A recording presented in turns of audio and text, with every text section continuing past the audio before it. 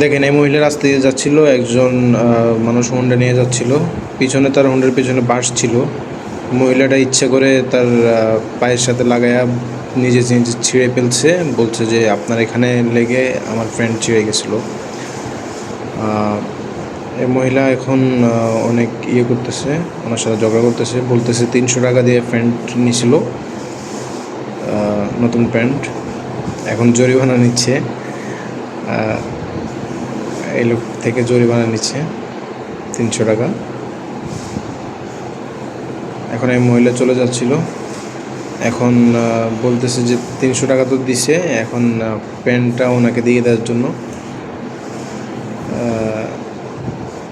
কিন্তু মহিলা তো এখন রাজি হচ্ছে না, মহিলা ঝগড়া করতেছে ওনার সাথে।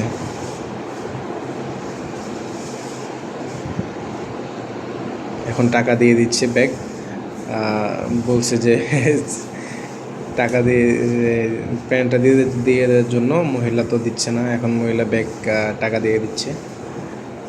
500 টাকা চাচ্ছে ওই লোকটা, এখন ওনার থেকে 500 টাকা চাচ্ছে। বলছে যে আমি 300 টাকা দিয়ে কিনছি, এখন আমি 500 টাকা বিক্রি করবো। এখন 500 টাকা যাচ্ছে, এখন আরও 200 টাকা রিটার্ন নিচ্ছে।